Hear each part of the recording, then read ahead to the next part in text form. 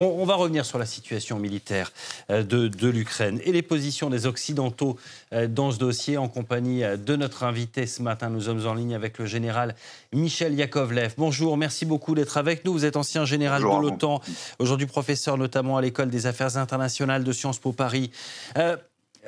Tout d'abord, quel est votre sentiment quant à l'évolution du front dans l'est de l'Ukraine? On entendait notre correspondante dire que les Russes progressent toujours du côté de Soumy, du côté de Pokrovsk. Est-ce que le front ukrainien peut tomber? Est-ce qu'en attendant de recevoir ces nouvelles armes, les Ukrainiens peuvent encore résister face aux coups de boutoir russes? Pour moi, il y a.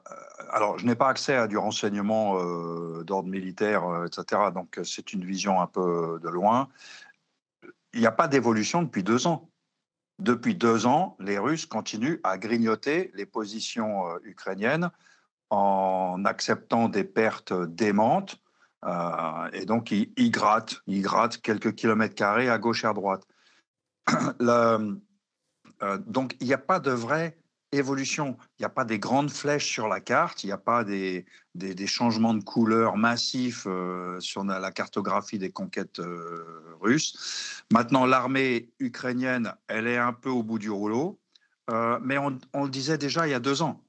Et on parle de Pokrovsk aujourd'hui comme ça serait un gain significatif. On parlait de Pokrovsk à partir de mars l'année dernière. Donc, c'est quand même pour dire si la vérité du front est une sorte de stabilisation sous une pression constante. L'armée ukrainienne, euh, elle peut tenir longtemps ou elle peut s'effondrer du jour au lendemain. C'est un phénomène psychologique, hein, l'effondrement d'une armée. La psychologie est très importante et les Ukrainiens sont fatigués. Ils sont vraiment fatigués. Maintenant, l'armée russe en face est fatiguée aussi. Il y a une autre façon de faire la guerre aussi qui fiche peut-être un peu les lignes. C'est l'utilisation, par exemple, de drones qui vont aller taper l'ennemi derrière de manière très facile. Et on a un front qui finalement bouge très très peu. On se bat pour quelques centaines de mètres. On se bat pour quelques centaines de mètres et puis pendant ce temps-là, méthodiquement, les Russes détruisent, on ne sait pas très bien, en fait. Ils tapent sur l'arrière-pays dans la profondeur ukrainienne.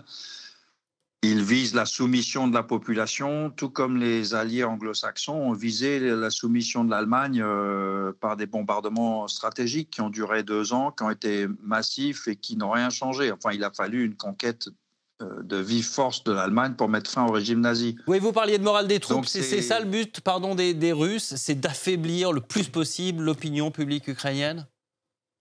oui, oui, oui, c'est leur but.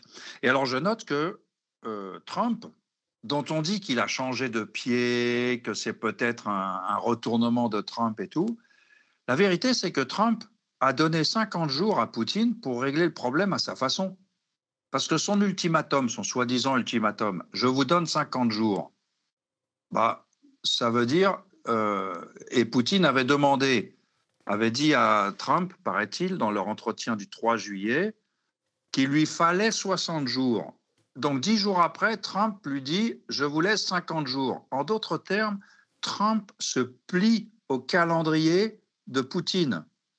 Trump accepte le calendrier de Poutine. Et dans les faits, pour l'instant, et jusqu'à qu'on voit arriver des patriotes et des missiles sol-sol à longue portée que réclament les Ukrainiens et plus de munitions d'artillerie, dans les faits, Trump a cédé encore une fois à Poutine. Il a dit à Poutine dans les faits, je te donne 50 jours pour régler le problème à ta façon. C'est ça le changement de pied de Trump. Mais pourquoi C'est du laisser vent. cette marge? Eh ben, bon, moi, j'ai ma théorie qui est que Trump préfère Poutine à Zelensky, c'est tout.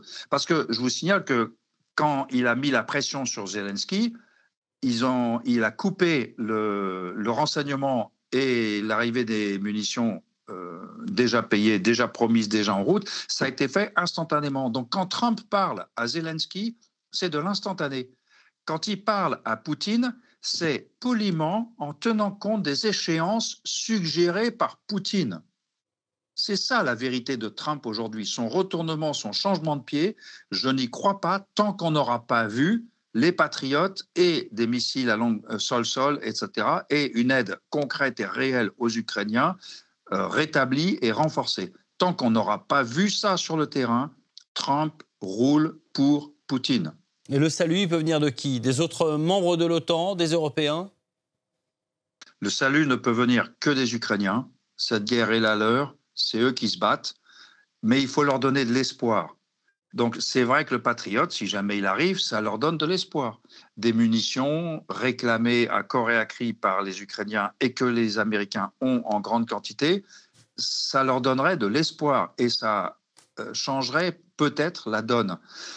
Poutine, depuis le 5 novembre dernier, depuis l'élection de Trump, se dit, cette guerre, je l'ai gagnée. Il faut juste que Trump le comprenne. Voilà.